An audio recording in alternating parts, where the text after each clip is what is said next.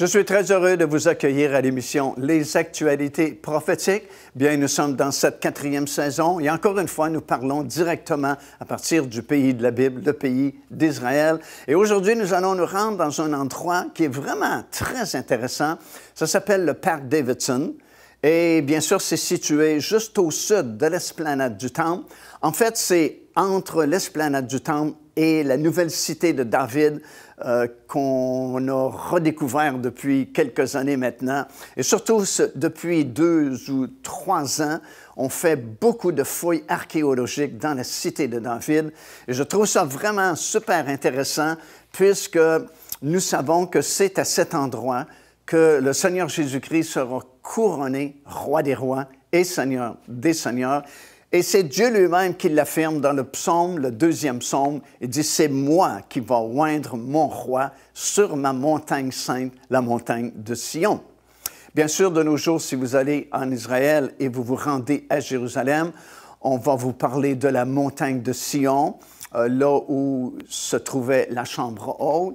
Mais en réalité, l'original, la véritable montagne de Sion, elle était située dans la cité de David, plus au sud que la ville actuelle de Jérusalem. Alors, nous allons nous rendre dans le parc Davidson, qui est un endroit où on a fait beaucoup de fouilles archéologiques aussi depuis ces dernières années. On a fait des fouilles archéologiques au sud de l'esplanade du Temple, et puis ça nous a permis de découvrir à nouveau les 3 portes d'accès à l'esplanade du Temple.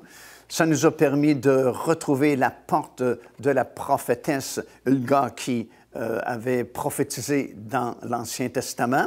Ça a permis également de voir ces pierres immenses qui étaient tombées lors de la conquête des Romains en l'an 70. Immenses pierres qui n'ont pas été bougées vraiment depuis cette époque-là. Et nous allons non seulement voir ces choses dans quelques instants, mais nous allons parler, bien sûr, après l'enlèvement de l'épouse du Seigneur Jésus-Christ, le début des 7 années de tribulation, du moins le début des jugements au cours de ces 7 années de tribulation, alors que Jean est ravi au ciel et voit celui qui est assis sur le trône ayant un livre dans sa main droite, un livre scellé de 7 sceaux. Et finalement, ce livre représente les détails, à savoir comment Dieu va juger ce monde et comment Dieu va s'y prendre pour établir son royaume sur cette terre qui va durer pour toujours. Alors, dès que le premier sceau sera brisé, c'est le début des jugements de Dieu. Ce n'est pas le début des 7 années de tribulation, puisque ces 7 années vont débuter par la confirmation de cette alliance mentionné dans Daniel, chapitre 9 et au verset 27, alors que Daniel affirme qu'un jour, dans les derniers temps, un homme va émerger au Moyen-Orient et va confirmer une alliance pour une durée de 7 ans, garantissant la paix et la sécurité mondiale. Mais bien loin d'avoir la paix et la sécurité mondiale, ce seront les 7 années de tribulation de la fin qui nous conduiront au retour physique et littéral du Seigneur Jésus-Christ à la toute fin, avec tous ses rachetés pour établir son royaume sur la terre. Alors, ce que nous allons voir aujourd'hui, c'est justement l'ouverture du premier sceau de ce livre, 7 sceaux, qui marque le début des jugements ou de la colère de Dieu. Et en fait, nous allons voir 4 cavaliers sous les 4 premiers sceaux, qui représentent ce qu'on appelle dans le jargon biblique la guerre de l'Antéchrist. Puisqu'en effet, c'est au nom de la paix et de la sécurité que ce traité sera signé ou confirmé. Mais dès le début, après cette signature, il y a cette guerre de l'Antéchrist qui voudrait s'emparer du gouvernement mondial. Mais comme nous allons le constater, il y a encore trop de force et de gouvernement sur cette planète pour qu'il puisse réussir. Ça va lui prendre en fait 3 ans et demi avant qu'il atteigne son désir.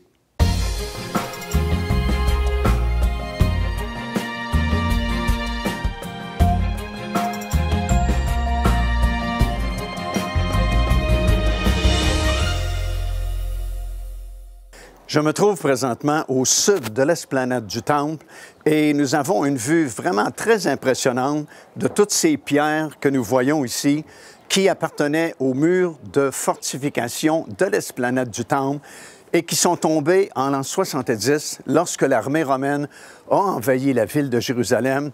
Et malheureusement, ils ont détruit le temple. Le temple a été brûlé, comme nous savons. Et ces pierres qui appartenaient aux murs de fortification sont tombées et elles sont restées au même endroit depuis cette époque-là, depuis l'an 70. Personne ne les a bougées. Elles sont tombées telles que vous le voyez présentement. Et il y a même une pierre à l'extrémité que nous allons voir dans quelques instants avec une inscription sur la pierre qui disait « Ici, c'est l'endroit où on fait sonner le chauffard ». Alors, probablement qu'à chaque journée de sabbat, à chaque samedi, on sonnait le chauffard pour avertir du début du sabbat et on faisait retentir le chauffard aussi à la fin du sabbat. Alors, c'est vraiment impressionnant parce que ce sont des pierres qui appartenaient au mur, comme j'ai mentionné, de fortification de l'esplanade du Temple. Et ici, c'est le pavé original aussi. C'était une rue commerciale et vous allez voir les endroits où étaient les petits magasins, les petites boutiques où on vendait du matériel et des choses dans ces endroits-là. Et c'est resté aussi tel que c'était à l'époque. Alors, c'est vraiment très impressionnant de voir cela. Nous sommes dans le parc Davidson, qui est situé vers la fin, au sud de l'esplanade du Temple, là où se trouvaient le premier et le deuxième temple, qui les deux ont été détruits, évidemment. Alors, dans notre série d'études que nous faisons dans le livre de l'Apocalypse, nous sommes rendus dans le 5e chapitre. Et dans ce 5e chapitre, c'est là où nous voyons ce fameux livre à 7 sceaux qui renferme finalement les détails avec lesquels Dieu va entrer en jugement avec les habitants de cette planète afin d'établir son royaume qui ne passera jamais, comme nous le savons. Évidemment, nous sommes dans le 5e chapitre. Ça veut donc dire que l'épouse de Christ a déjà été enlevée, puisque déjà à partir du 4e chapitre du livre de l'Apocalypse et au premier verset, nous sommes dans la 3e et dernière partie de ce livre-là. Et comme nous l'avons déjà mentionné, le livre est divisé en 3 parties, justement. La première partie est couverte dans le premier chapitre du livre, la deuxième partie dans le 2e et 3e chapitre du livre, et ça nous explique l'histoire terrestre de l'Église du Seigneur Jésus-Christ. Et à partir du 4e chapitre, et déjà au premier verset, jusqu'à la fin du livre, le mot « Église » n'est même plus mentionné parce que l'Église n'existera plus à ce moment-là. Nous devons comprendre que l'Église n'est pas une institution éternelle. Ça n'a pas toujours existé et ça n'existera pas toujours non plus. L'Église a été fondée par la descente du Saint-Esprit sur les 120 disciples qui étaient réunis dans la chambre haute, ici, à Jérusalem, à quelques pas, justement, de l'esplanade du Temple.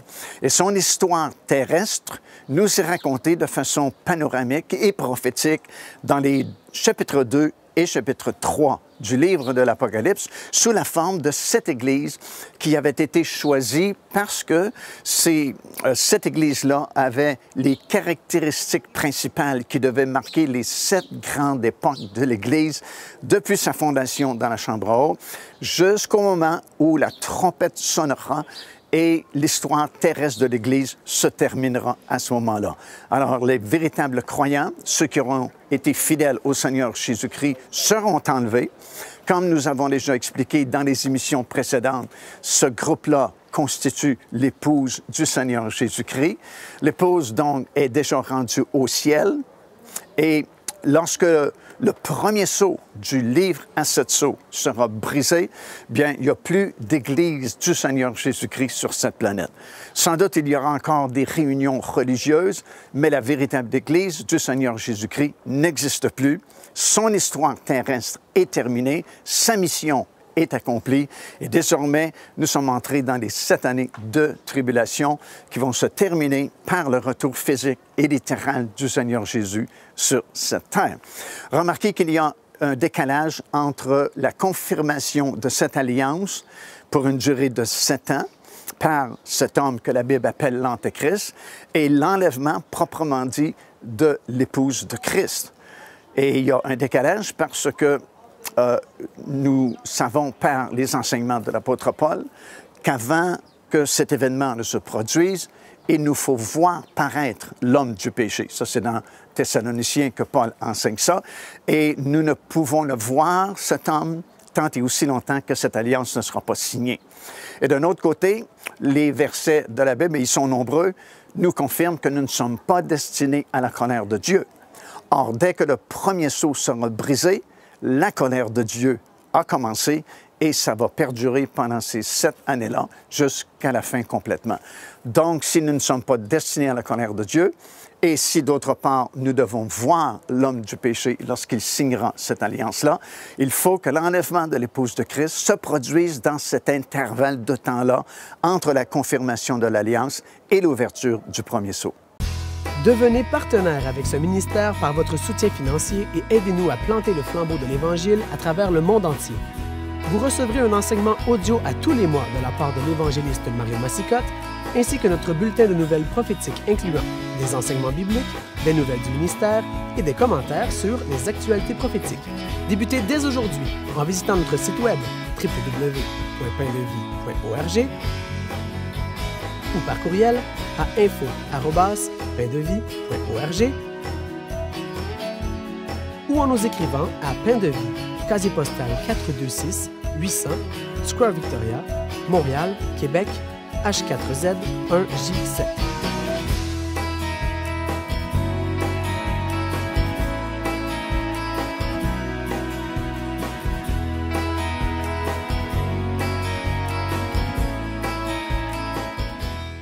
Alors, comme je vous le disais précédemment, ce sont les boutiques dans lesquelles les marchands vendaient leurs marchandises. Ici, c'était une rue principale qui était juste au pied du mur du sud de l'esplanade du Temple. Juste en haut ici, vous avez la mosquée d'Al-Aqsa, qui est située au sud de l'esplanade, et le dôme du Rocher, qui est situé un peu plus loin. Mais ici, ce sont ces petites boutiques où on vendait différents articles, bien sûr, parce qu'il y avait toujours beaucoup de gens qui circulaient dans cet endroit-là, particulièrement aux 3 grandes fêtes annuelles, à la Pâque, à la fête de la Pentecôte et, bien sûr, à la fête des Tabernacles, où il y avait des centaines de milliers de personnes qui venaient à la ville de Jérusalem et qui venaient, bien sûr, au Temple également.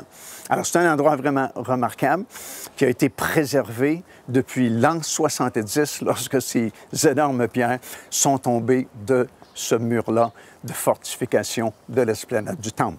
Alors, nous sommes toujours en train de parler de ce livre à 7 sceaux qui est mentionné dans le 5e chapitre du livre de l'Apocalypse. Et c'est à ce moment-là que le premier sceau sera brisé par le Seigneur Jésus-Christ lui-même. Comme j'ai expliqué précédemment, l'épouse du Seigneur Jésus-Christ, désormais, elle est au ciel. L'enlèvement a eu lieu. Cet enlèvement-là doit se produire dans ce laps de temps qui existe entre le moment où cette alliance sera confirmée. Ça, c'est dans Daniel chapitre 9 et le verset 17, parlant d'une alliance qui sera signée, qui sera confirmée entre Israël et plusieurs pays arabes aux alentours pour garantir la paix et la sécurité de la région. Mais en réalité, comme c'est écrit dans l'Épître aux Thessaloniciens, quand les hommes diront paix, paix et sécurité, alors une ruine soudaine fondra sur eux et ils n'y échapperont point. Parce qu'en réalité, dès le moment où cette alliance sera conclue, ce sont les 7 années de tribulation qui débutent à ce moment-là. Et à partir de ce moment-là, on ne peut plus revenir en arrière. Désormais, le compte à rebours a commencé et c'est calculé en années, en mois et en jours dans le livre de l'Apocalypse. Alors, on ne peut plus reculer, on ne peut plus revenir en arrière. Désormais, les 7 années de tribulation de la fin sont commencées et ça va se continuer jusqu'au retour du Seigneur Jésus-Christ sur cette planète. Alors, l'Église, elle est au ciel, l'épouse de Christ a été enlevée, et nous allons assister à cette grande cérémonie de l'ouverture du premier sceau du livre à 7 sceaux, parce que, comme j'ai dit également précédemment, ce livre-là va contenir les informations qui nous permettent de savoir, finalement, comment Dieu va juger ce monde et comment il va s'y prendre pour établir son royaume à la grandeur de la planète. Et c'est pourquoi le premier sceau sera brisé par le Seigneur Jésus-Christ lui-même, parce que, comme il est écrit dans ce 5e chapitre, personne, ni dans le ciel, ni sur la terre, ni sous la terre, n'a été trouvé digne de briser le premier sceau de ce livre-là, scellé de 7 sceaux. Seulement l'agneau de Dieu, le Seigneur Jésus-Christ, qui a donné sa vie sur cette planète, est digne d'ouvrir ce livre-là et de débuter les jugements de Dieu qui vont nous conduire jusqu'à la fin de ces 7 années de tribulation. Et lorsque le premier sceau est brisé, il y a un commandement aussi qui est donné par un des 4 êtres vivants, parce que, comme nous l'avons dit aussi, les saints vont participer au jugement avec le Seigneur Jésus-Christ. Et c'est pourquoi un des 4 êtres vivants est déjà impliqué et lui dit « Viens » et un cavalier va sortir monté sur un cheval blanc. Il y a 2000 ans, exilé sur une île, une multitude de mystères, une révélation pour le futur. Apocalypse. Découvrez les secrets et les bénédictions que l'apôtre Jean a écrits dans ce livre mythique, avec ce nouveau coffret DVD renfermant plus de 10 heures d'enseignement. Apocalypse, disponible au www.paindevie.org. Alors, comme nous l'avons vu, seulement le Seigneur Jésus-Christ, l'agneau de Dieu, a été trouvé digne d'ouvrir le livre à 7 sceaux après cette grande cérémonie qui aura lieu au ciel, après l'enlèvement, évidemment, de l'épouse de Christ, alors que la plupart des rachetés de l'Éternel seront déjà rendus là-haut, dans la présence du Seigneur. On va assister à cette grande cérémonie-là, et c'est vraiment une grande cérémonie parce que, si vous lisez attentivement le 5e chapitre, dans les premiers versets, c'est très solennel. On cherche dans le ciel, on cherche sur la terre quelqu'un qui serait digne de briser le premier sceau de ce livre-là, parce qu'évidemment, dès que le premier sceau sera brisé, alors là, c'est un enchaînement, le 2e, le 3e, 4e sceau, ainsi de suite, jusqu'au 7e sceau.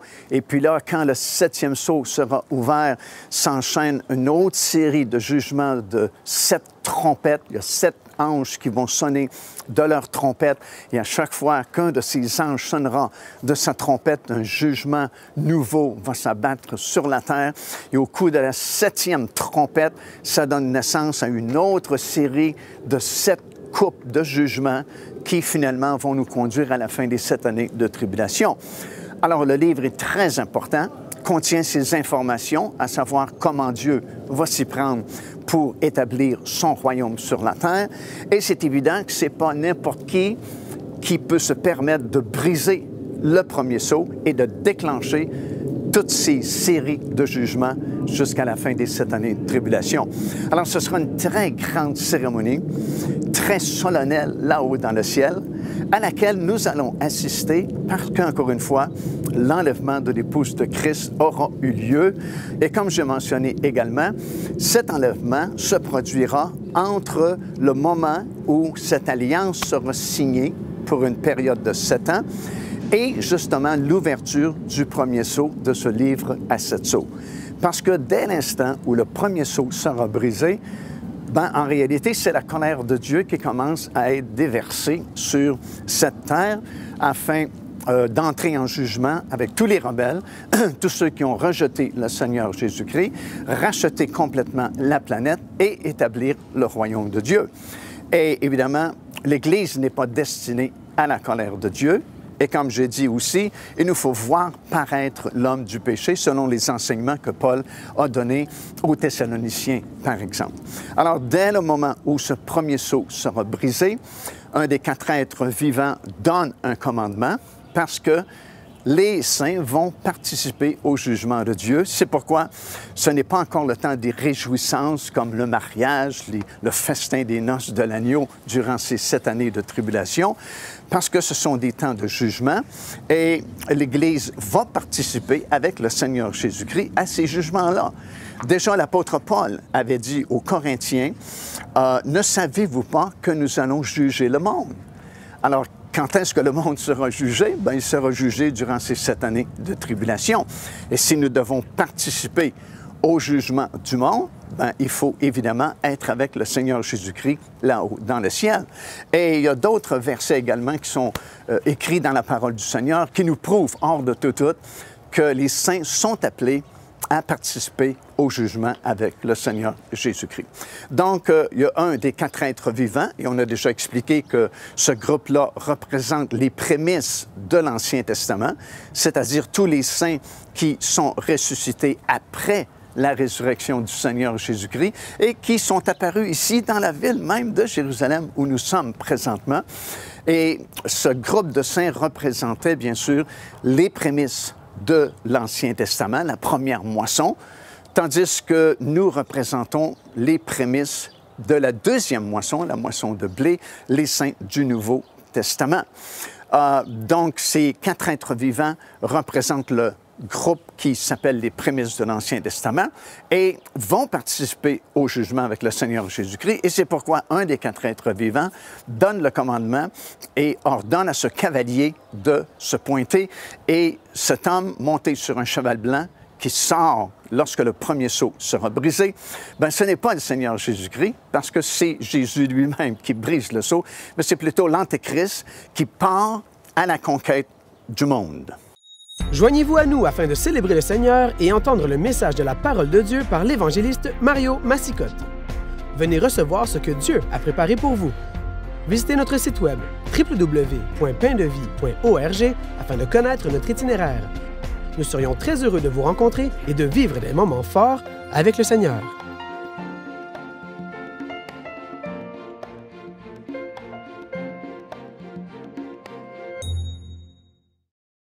Alors, le cavalier monté sur un cheval blanc qui fait son apparition au moment même où le premier sceau du livre à 7 sceaux a été brisé, évidemment, n'est pas le Seigneur Jésus-Christ, parce que celui-ci n'apparaît qu'au chapitre 19 de l'Apocalypse, monté lui aussi sur un cheval blanc, mais cependant, c'est écrit sur son vêtement « Roi des rois et Seigneur des seigneurs », et c'est bien écrit dans le chapitre 19 que lui, c'est le véritable. Donc, si le Seigneur Jésus-Christ est le véritable au chapitre 19 du livre de l'Apocalypse, celui-ci, au 6e chapitre du livre de l'Apocalypse, est un imposteur. En réalité, c'est l'Antéchrist qui a maintenant le feu vert et part à la conquête du monde. Nous devons noter cependant qu'il y a une différence entre la parution de l'Antéchrist au moment où celui-ci va confirmer cette alliance pour une durée de 7 ans, tel que prophétisé dans Daniel chapitre 9 et le verset 27, et le moment où il va partir à la conquête du monde. Bien sûr, ce sont 2 événements différents. Lorsque la confirmation de l'Alliance aura lieu, c'est le signal de départ des 7 années de tribulation. Et ces 7 années de tribulation ne peuvent absolument pas commencer tant et aussi longtemps que cette alliance, pour une durée de 7 ans, n'est pas confirmé ou signé. Si nous comprenons ça, ça peut éviter beaucoup de confusion parce que souvent, on entend dire, bien, nous sommes rendus au 3e cavalier de l'Apocalypse, au 4e cavalier de l'Apocalypse, ou nous sommes rendus dans tel chapitre du livre de l'Apocalypse. Non, c'est absolument impossible parce que ces 7 années de tribulation ne peuvent absolument pas commencer tant et aussi longtemps que cette alliance n'est pas confirmée ou signée tel que prophétisé dans le livre de Daniel, le chapitre 9 et au verset 27. Alors, il faut bien noter la différence qu'il y a entre la signature de cette alliance, qui marque le début des 7 années de tribulation, et ce moment ici, dans le chapitre 6, où le feu vert lui est donné de conquérir le monde. Parce qu'évidemment, au tout début, cet homme a confirmé cette alliance en promettant la paix et la sécurité. Et comme nous l'avons enseigné précédemment, il faut qu'il y ait un événement majeur qui se produise ici au Moyen-Orient, qui va précéder cette confirmation-là de cette alliance va même provoquer la confirmation de cette alliance-là. Et c'est comme, à ce moment-là, l'Antéchrist va profiter justement du moment qui lui est donné pour émerger soudainement ici au Moyen-Orient, rallier différentes puissances du monde qui vont faire comme une coalition ensemble pour éviter une catastrophe encore plus grande. Et la confirmation de l'Alliance se fera sous le thème de la paix et de la sécurité. Alors, on va voir cet homme finalement comme un sauveur, comme un libérateur, comme un génie politique, si vous voulez, qui a réussi ce qu'aucune personne, aucune puissance de ce monde n'a réussi jusqu'à ce moment-là, c'est-à-dire avoir une entente ou signer une confirmation, ou confirmer plutôt une alliance de paix ici au Moyen-Orient. Mais son intention profonde, son agenda caché, si vous voulez, c'est de contrôler le monde, c'est de devenir le gouvernement mondial. Alors, peu de temps après la signature de cette alliance-là, qui avait promis la paix et la sécurité, il va justement partir en vainqueur, comme c'est décrit dans le 6e chapitre du livre de l'Apocalypse. Sa conquête du monde va débuter à ce moment-là, et il sera suivi de 3 autres cavaliers avec des couleurs différentes, comme nous le lisons dans ce 6e chapitre. Un cheval roux, le 2e, le 3e, c'est un cheval noir, le 4e, c'est un cheval pâle. Et remarquez les couleurs, ce sont les couleurs de la plupart des pays ici autour d'Israël. Alors, c'est vraiment ici que va se concentrer l'action. C'est ici que les choses vont vraiment se produire dans cette région-là du monde. Et ce sera terrible parce que le 2e cavalier déjà enlève la paix. De quelle paix parle-t-on? Bien, on parle de cette paix qui vient d'être signée, paix et sécurité, pour une période de 7 ans. Mais déjà, la paix est enlevée. Le 3e cavalier va provoquer une famine mondiale. Alors, tout le monde sera affecté sur cette planète. Puis le 4e va avoir le pouvoir sur un quart de la population mondiale, surtout dans cette région ici du monde. Et ce sera le début des 7 années de tribulation, des jugements de Dieu. Et ce ne sera pas facile à vivre déjà au début de cette période. Car Dieu a tant aimé le monde qu'il a donné son Fils unique, afin que quiconque croit en lui ne périsse point, mais qu'il ait la vie éternelle. Téléchargez gratuitement l'enseignement « Le salut, c'est quoi ?»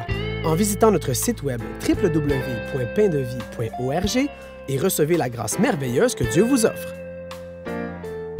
Ici l'évangéliste Mario Massicotte qui vous invite à vous inscrire à notre lettre de nouvelles électronique.